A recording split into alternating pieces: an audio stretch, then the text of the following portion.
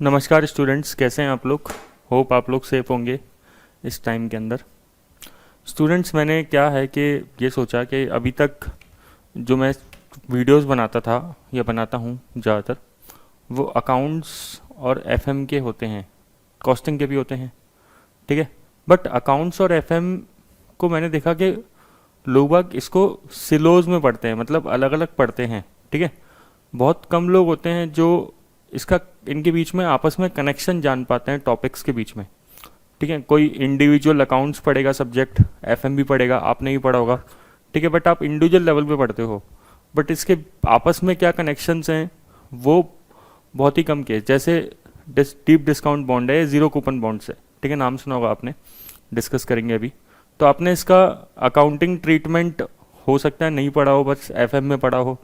FM में पढ़ा हो तो हो सकता है केवल आपने पर्टिकुलर एक चैप्टर में पढ़ा हो, लाइक कॉस्ट ऑफ कैपिटल, या आपने वैल्यूएशन ऑफ बॉन्ड्स में पढ़ा हो ये टॉपिक, बट आपने इसको दूसरे जगह पे लिंक नहीं किया हो। तो मेरा काम है अब इस पूरे जो अकाउंट्स और एफएम है उसको लिंक करना आपस में ना, उसको इंटर डिसिप्लिनरी बनाना। और स्टूडेंट्स, आप यकीन मानो कि अगर आप ये फॉलो करते हो, ये लेक्चर्स मैं इसको यूट्यूब पे डालूंगा, ठीक है ना, इसको पेड नहीं रखेंगे इसको। तो अगर आप इसको फॉलो करते हो इन लेक्चर्स को, तो आप अगर सिंसियर स्टूडेंट होते हो, जो नॉर्मली मैं मानता हूँ कि आप सिंसियर हैं, तो आपका अकाउंट्स और एफएम दोनों की दोनों बहुत हाई लेवल पे इंक्रीज़ होगा, है ना। मतलब आपकी कमांड जो है दोनों पे काफ़ी ज़्यादा इंक्रीज़ होगी।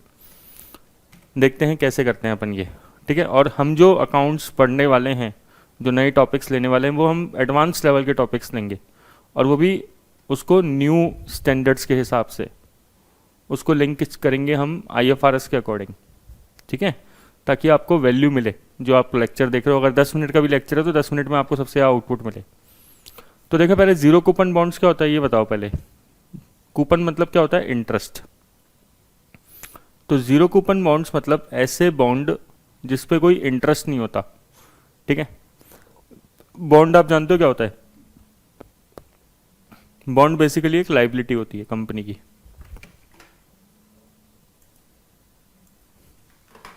तो बॉन्ड बेसिकली एक लाइबिलिटी होती है कंपनी की, ठीक है। कंपनी को बॉन्ड रीपे करना होता है, तो कंपनी है ना बॉन्ड इशू करती है ताकि लोन लेती है, लोगों से पैसा उठाती है तो लोन लेती है। जीरो कूपन बॉन्ड मतलब कोई भी इंटरेस्ट नहीं देगी उस लोन पे। नॉर्मली क्या होता है, लोन पे ब्याज देते हैं अपन कोई भी,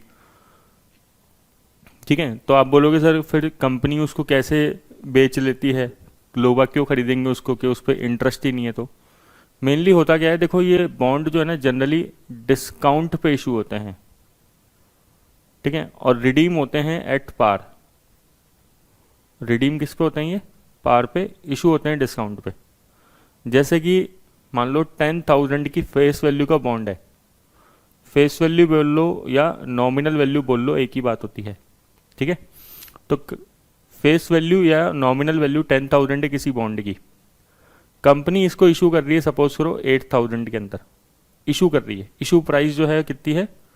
8,000, और कंपनी इसको रिडीम करेगी 10,000 में, ठीक है। ये रिडम्शन प्राइस है। रिडम्शन मतलब रीपे करना। मान लो 3 साल की लाइफ है इस बॉन्ड की। तो अगर मान लो ये लोग हैं, अपन है लोग हैं, अपन इन्वेस्टर हैं, अगर अपन ने इस कंपनी का बॉन्ड परचेज किया तो अपन ने कितने में खरीदा इस बॉन्ड को? 8,000 में। बट अपन को 3 साल बाद कंपनी कितना पे कर देगी? 10,000, ठीक है। तो हमारे लिए यहाँ पे बेनिफिट कितना देखने को मिलेगा? 2,000 का बेनिफिट देखने को मिलेगा, ठीक है। प्रेजेंट वैल्यू कॉन्सेप्ट को अगर एक बार इग्नोर करते तो अपन कि आज हमने कंपनी को 8,000 दिए, 8,000 दिए, और कंपनी हमें 3 साल बाद 10,000 लौटाएगी। अब इसका सर अकाउंटिंग ट्रीटमेंट क्या होगा? तो देखो, आप बताओ क्या होना चाहिए आपके हिसाब से। मैं आपसे एक क्वेश्चन पूछता हूँ, बताओ सर, कि बताओ भाई, आप लोग बताओ कि क्या ट्रीटमेंट होना चाहिए। देखो, पहले जब आप स्टूडेंट, अगर आपने कभी ग्रेजुएशन या फिर 12th में पढ़ा होगा ट्रीटमेंट इसका, ठीक है। 12th में तो नहीं आता था बट ग्रेजुएशन में आता था। या अगर आप इसको सिंपल डिबेंचर भी ट्रीट करो कि जिस पे इंटरेस्ट नहीं है, तो आप क्या सोचोगे? पहले अपन क्या करते थे आईएफआरएस की दुनिया से पहले, कि हम इसको मानते थे कि 2,000 का डिस्काउंट है कंपनी के लिए सोच रहा हूँ मैं ये अकाउंटिंग ट्रीटमेंट। किसके लिए बोल रहे हैं अपन? कंपनी की बुक्स में क्या ट्रीटमेंट होगा कि कंपनी की बुक्स में आज हुआ क्या, 8,000 आए, कंपनी 3 साल बाद कितना रीपे करेगी, 10,000, तो कंपनी ने 2,000 का डिस्काउंट दिया। कंपनी इसको 3 सालों में एलोकेट करती थी डिस्काउंट को, ठीक है, और इसको इक्वली P&L में राइट ऑफ कर देती थी। एक मिनट है ना, कैलकुलेटर चाहिए। हाँ तो कैलकुलेटर आ गया, ठीक है। 3,000 डिवाइडेड बाय वो 2,000 डिवाइडेड बाय 3 कर देते थे, तो 667 का हर साल कंपनी एक एक्सपेंस बुक कर लेती थी। मीन्स पहले अगर देखा जाए तो एंट्री क्या होती थी पहले टाइम में कि बैंक अकाउंट डेबिट, ठीक है, कंपनी के पास आज कितना पैसा आया, 8,000, डिस्काउंट ऑन इशू डेबिट 2,000 का, और 2 बॉन्ड या डिबेंचर 10,000 का। और ये जो डिस्काउंट है कंपनी हर साल P&L में राइट ऑफ करती थी। जैसे P&L डेबिट टू डिस्काउंट 667 पहले साल के एंड में, फिर P&L debit to discount 667 second year के एंड में, और P&L debit to discount third year के एंड में, ठीक है। और थर्ड ईयर के एंड में कंपनी पेमेंट भी कर देती थी बॉन्ड का, bond account debit to bank या कैश 10,000 से। ये आप पहले इसकी अकाउंटिंग IFRS की दुनिया से पहले या US गैप की दुनिया से पहले या इंडियन अकाउंटिंग स्टैंडर्ड्स की दुनिया से पहले आप ये ट्रीटमेंट पढ़ते थे इसका। बट अब क्या है कि क्योंकि IFRS का टाइम आ गया, तो IFRS ने अकाउंटिंग जो है वो 360 डिग्री घुमा दी ठीक है ना, मतलब इसको पूरा चेंज कर दिया IFRS ने इसकी अकाउंटिंग को। तो सर अब कैसे होता है? अब पहली बात तो इसको माना जाता है ये जो बॉन्ड्स होते हैं, ठीक है, कंपनी ने 0 कूपन बॉन्ड इशू करे तो इसको बोलते हैं फाइनेंशियल इंस्ट्रूमेंट्स। IFRS 9 अगर आप देखोगे तो इसको बोला जाता है फाइनेंशियल इंस्ट्रूमेंट्स, ठीक है। और ये होती है फाइनेंशियल लाइबिलिटी। ये जो बॉन्ड्स है 0 कूपन बॉन्ड, ये किसकी डेफिनेशन को क्वालिफाई करते हैं? फाइनेंशियल लाइबिलिटीज़ की। सर फाइनेंशियल लाइबिलिटीज़ मतलब देखो फाइनेंशियल इंस्ट्रूमेंट 3 तरह के होते हैं, एक तो फाइनेंशियल लाइबिलिटी, एक फाइनेंशियल असेट्स और एक इक्विटी, ठीक है। तो इसमें से फाइनेंशियल लाइबिलिटी की जो डेफिनेशन है वो क्वालिफाई करती है क्या? बॉन्ड्स। सर फाइनेंशियल लाइबिलिटी की डेफिनेशन क्या है वो देखो अपन को भी जानने की जरूरत नहीं है क्योंकि वो एक अलग सेपरेट टॉपिक है। बट अभी हम 0 कूपन बॉन्ड्स का ट्रीटमेंट पढ़ रहे हैं, ठीक है, तो अपन अभी उधर ही स्टिक रहते हैं। तो सर ये क्या कहती है फाइनेंशियल लाइबिलिटी अगर डेफिनेशन क्वालिफाई हो जाती है, जैसे 0 कूपन बॉन्ड आप बता रहे हो या डीप डिस्काउंट बॉन्ड्स, ठीक है, अगर ये फाइनेंशियल लाइबिलिटी में क्वालिफाई हो जाते हैं तो ये बोलते हैं कि इसको रिकॉर्ड करना चाहिए, इसको क्लासीफाई करना चाहिए। ध्यान सुनना, इसको वर्ड क्या बोल रहा हूँ मैं, इसको क्लासीफाई करना चाहिए किस पे? अमोर्टाइज्ड कॉस्ट पे। क्या वर्ड यूज किया गया? क्लासीफाई करना चाहिए अमोर्टाइज्ड कॉस्ट पे। और इसकी इनिशियल रिकॉग्नाइजेशन जो होनी चाहिए, इनिशियल रिकॉग्नाइजेशन होनी चाहिए वो होनी चाहिए फेयर वैल्यू पे। फेयर वैल्यू कैसे निकलेगी सर? अच्छा ये अमोर्टाइज कॉस्ट मैंने समझाया नहीं, अभी मैं बता दूंगा इसके बारे में, यही डिस्कस करना है अपन को। सर फेयर वैल्यू क्या होती है? फेयर वैल्यू मतलब जितना भी इशू प्राइस है बॉन्ड का, ठीक है, उसमें से ट्रांजैक्शन कॉस्ट को लेस कर दो, उसमें से ट्रांजैक्शन कॉस्ट को लेस कर दो, उसे हम क्या बोल रहे हैं? फेयर वैल्यू बोल रहे हैं। तो स्टार्टिंग में तो इसको रिकॉर्ड करो फेयर वैल्यू पे, और इसको क्लासीफाई किस पे करते हैं? अमोर्टाइज कॉस्ट पे से। क्लासीफाई करने का मतलब मींस ईयर एंड पे हमें क्लासिफिकेशन के हिसाब से अकाउंटिंग करनी पड़ती है। सर क्या कह रहे हो, थोड़ा सा और एक्सप्लेन करो। देखो इसका एक क्वेश्चन करके दिखाता हूँ मैं आपको, तब आपको ज़्यादा समझ में आएगा, है ना, ठीक है, बजाय कि मैं आपको थ्योरी के अंदर बताऊँ तो, ठीक है। देखो एक कंपनी है, उसने इशू करे 0% लोन नोट्स।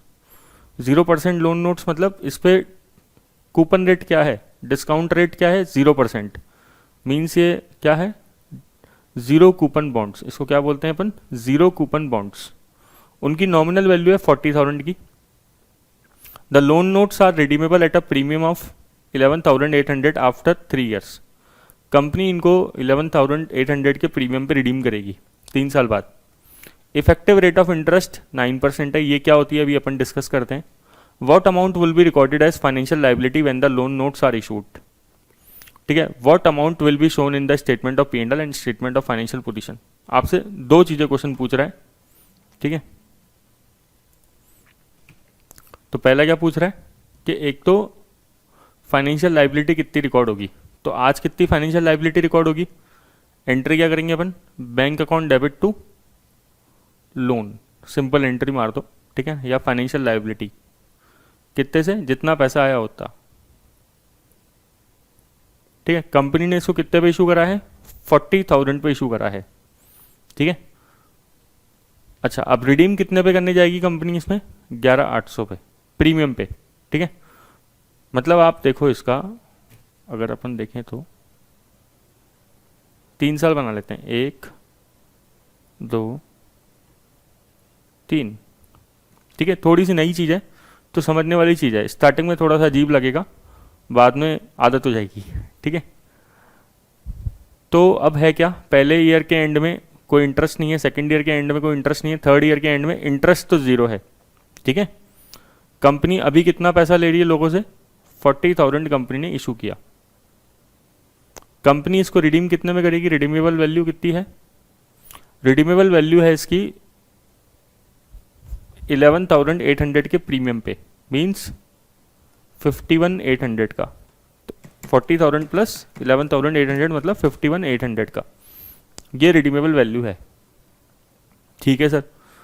तो अगर आप देखो तो यहाँ पे कंपनी इशू कर रही है, आज पैसे आ रहे हैं कंपनी के पास कितना, 40,000, और कंपनी 3 साल बाद पे करेगी 51,800।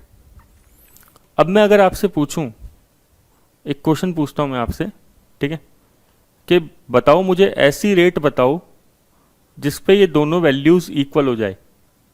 मुझे एक ऐसी रेट जाननी है जिस पे दोनों वैल्यूज क्या हो जाए, इक्वल हो जाए, ठीक है।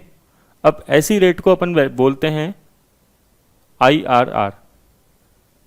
मीन्स IRR एक ऐसी रेट होती है जहां पे प्रेजेंट वैल्यू ऑफ इनफ्लोस और प्रेजेंट वैल्यू ऑफ आउटफ्लोस दोनों की दोनों इक्वल हो जाए।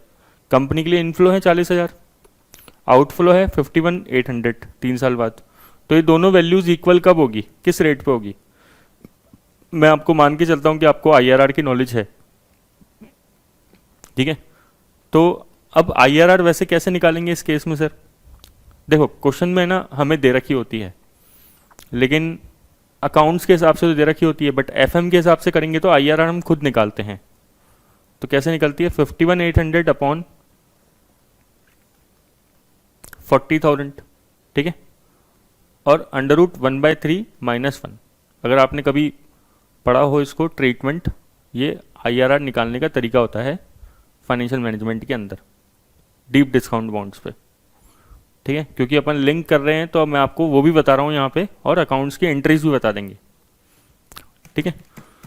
तो 51,800 अपॉन 40,000, इसको सॉल्व कैसे करते हैं, या तो साइंटिफिक कैलकुलेटर से डायरेक्टली कर दो, ठीक है, या फिर आप इसको FM में जो हम लोग तरीका डिस्कस करते हैं, क्या करते हैं कि 12 बार अंडर रूट कर दो इसको, ठीक है, 12 टाइम्स अंडर रूट कर दो, -1, फिर इंटू पावर से इंटू कर दो, +1, और इक्वल्स टू इंटू 12 बार 12 टाइम्स, मतलब मल्टीप्लाई और इक्वल्स टू 12 बार करेंगे।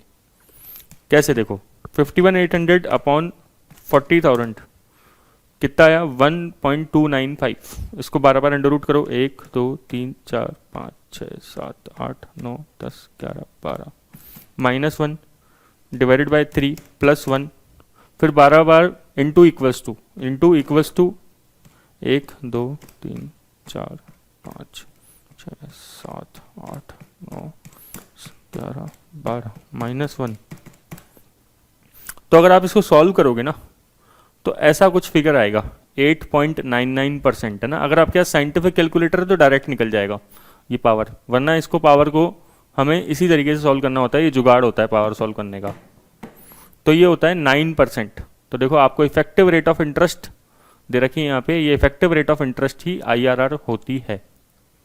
ठीक है, अभी हम किसके हिसाब से ट्रीटमेंट पढ़ रहे हैं, अकाउंट्स और FM दोनों के हिसाब से मिक्स।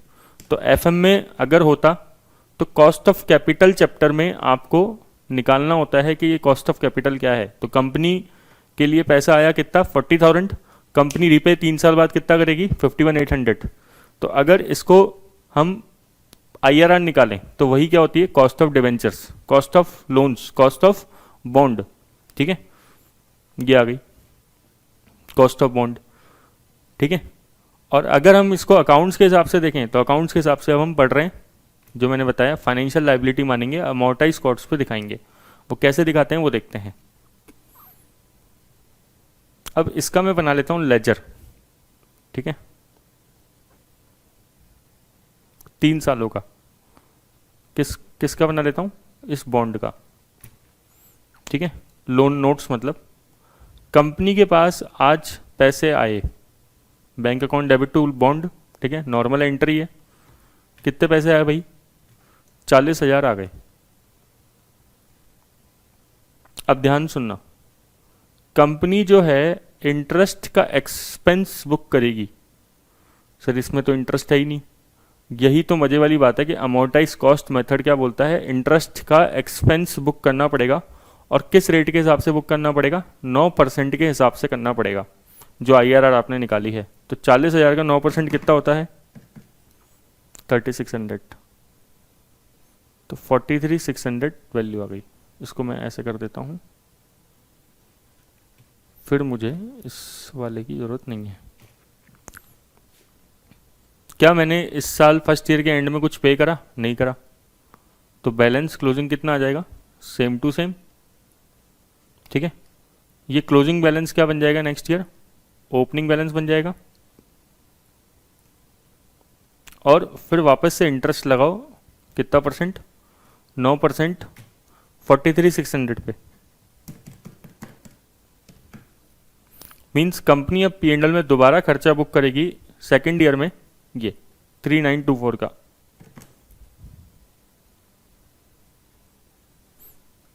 बैंक में कुछ है नहीं अगेन, और क्लोजिंग बैलेंस कितना आ जाएगा 47,524।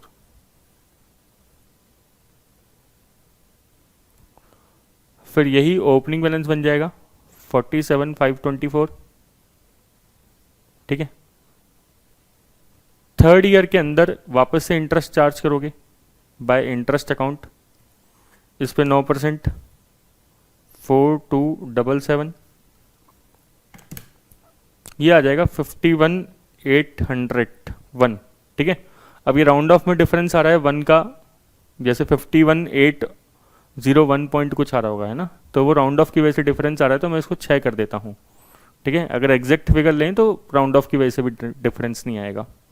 और लास्ट ईयर में तो लेकिन प्रीपेमेंट होगा कितना 51,600 का, और बैलेंस CD 0, मीन्स अपना बॉन्ड खत्म बैलेंस शीट से। समझ रहे हो, मीन्स फर्स्ट ईयर के एंड में आपने एक्सपेंडिचर कितना बुक किया P&L में, फर्स्ट ईयर के एंड में P&L में बुक किया 3600 का, सेकेंड ईयर के एंड में 3924 का एक्सपेंडिचर बुक किया, और थर्ड ईयर के एंड में इतना एक्सपेंडिचर इंटरेस्ट का बुक हुआ। क्योंकि आपके लिए पूरा नया है, मैं समझ सकता हूँ। ठीक है, आप लोग अपने ऑफिस में अभी तक ये चीज़ हो सकता है नहीं करते हो, अगर आप प्रोफेशनल हैं तो, वर्किंग प्रोफेशनल है तो, बट होना कायदे से यही चाहिए अब जो नई अकाउंटिंग आई है। ठीक है सर, पहले क्या करते थे, पहले कुछ नहीं, हम पहले ऐसे काम करते थे, देखो जैसे मैंने आपको बताया, जैसे इस केस में क्या करते हैं हम, पहले हम 40,000 रिसीव करा हमने। ठीक है, हम पे कितना करेंगे 51,800 का, हमने बोला 11,800 हम एक्स्ट्रा पे कर रहे हैं, उसमें डिवाइड करते 3 का, और हर साल एक्सपेंस बुक करते 3933 का, 3933, 3933, 3933 या 34, वो एक 1 का राउंड ऑफ का डिफरेंस आएगा। ठीक है, बट इसने बोला नहीं, ऐसा नहीं, ये वाला एक्सपेंडिचर बुक नहीं होना चाहिए हर साल, इस तरीके से एक्सपेंडिचर हर साल बुक होना चाहिए। ठीक है, तो मैंने आपको बताया जीरो कूपन बॉन्ड्स का accounting treatment as per IFRS and US GAAP इसी तरीके से होता है।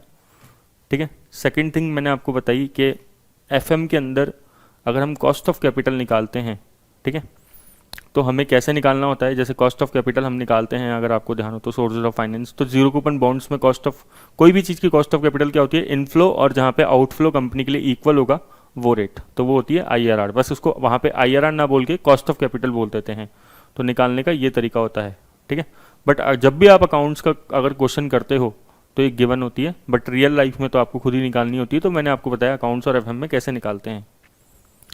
और क्या कर सकते हैं सर हम जीरो कूपन बॉन्ड्स में, जैसे हम FM के अंदर और भी कुछ पढ़ते हैं क्या, IRR निकालने के अलावा, मतलब इसके अंदर कॉस्ट ऑफ कैपिटल निकालने के अलावा? हाँ पढ़ते हो ना, FM के अंदर आप value of zero coupon bonds में निकालते हो, लेकिन ये निकालते हो इन्वेस्टर पॉइंट ऑफ व्यू के हिसाब से। तो सर ये कैसे निकालते हैं? ये हम निकालते हैं कि हम इन्वेस्टर की रिक्वायर्ड रेट ऑफ रिटर्न को चेक करते हैं कि इन्वेस्टर जो है उसको कितना उस बॉन्ड अगर वो खरीद ले तो उससे उसको कितना रिटर्न चाहिए, है ना, कितना एक्सपेक्टेड रिटर्न है, रिक्वायर्ड रेट ऑफ रिटर्न जिसे हम बोलते हैं। ठीक है, अब मान लो कोई इन्वेस्टर जो है इस बॉन्ड में सोच रहा है कि उसको रिटर्न चाहिए 11% का। ठीक है, तो सर वैल्यू कैसे निकालेंगे बॉन्ड की? तो हम बॉन्ड की वैल्यू निकालेंगे कि वैल्यू किसी भी चीज़ की कैसे निकालते हैं, जितना भी इनफ्लो हो रहा है, ठीक है, उसकी प्रेजेंट वैल्यू कर देते हैं। अब अगर इन्वेस्टर बॉन्ड को खरीदेगा तो 3 साल बाद उसको इनफ्लो कितना होगा, 51,800, और 11% उसकी रिक्वायर्ड रेट ऑफ रिटर्न है, तो हम इसका प्रेजेंट वैल्यू फैक्टर ले लेते हैं 3 सालों के हिसाब से। ठीक है, ऐसे करके निकालते हैं।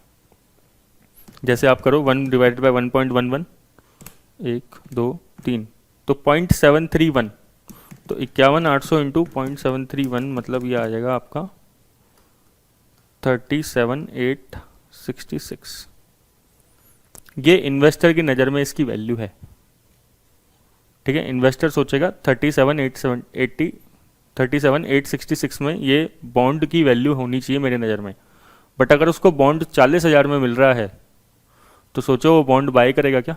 वो कभी भी बॉन्ड को बाय नहीं करेगा। आप इसको सिंपल ऐसे भी समझ सकते हो कि इन्वेस्टर अगर required rate of return investor की बॉन्ड से 11% है और कंपनी उसको बॉन्ड पे जो एक्चुअल में रिटर्न दे रही है, IRR एक तरीके से एक्चुअल रिटर्न भी होता है कि एक्चुअल में इस प्रोजेक्ट में या इस चीज़ में कितना रिटर्न मिल रहा है, 9% रिटर्न मिल रहा है, तो 11% इन्वेस्टर सोच रहा है कि उसको रिटर्न चाहिए। ठीक है, और आपको मिल रहा है, लेकिन इन्वेस्टर को मिल रहा है कितना, 9%, तो इन्वेस्टर बाय करेगा क्या? कभी भी बाय नहीं करेगा। ठीक है, बट हाँ अगर ऐसा होता कि इन्वेस्टर की रिक्वायर्ड रेट ऑफ रिटर्न 8% होती, 8% होती, और अगर वो 9% कंपनी उसको दे रही होती तो फिर भी वो उसको बाय कर लेता। और अगर आप उसको 9% पे निकालते, जैसे ये सॉरी अगर 8% पे इसकी वैल्यू निकाली जाए 1 डिवाइडेड बाई 1.08 करके 1 2 3 0.794, तो ये आ जाएगा 41,129। तो इन्वेस्टर बोलेगा चलो 40,000 की जो मेरे को प्राइस पे करनी पड़ रही है, मुझे उसके बदले वैल्यू कितनी मिल रही है, 41,129 की, तो वो इसको ज़रूर बाय कर लेगा। ठीक है, तो ये मैंने आपको जीरो कूपन बॉन्ड्स का ट्रीटमेंट अकाउंट्स और FM के साथ मिक्स बताया। मुझे पता है कि कई चीज़ें आपके लिए डिफ़िकल्ट होगी और कई चीज़ें बिल्कुल नहीं होगी। ठीक है, बट मैंने दोनों को कंबाइंड करने की कोशिश करी है। अगर आपको वीडियो सही लगे तो आप प्लीज़ बताना, ठीक है, क्योंकि मुझे वो फीडबैक जानना बहुत ज़रूरी है। ठीक है, थैंक यू।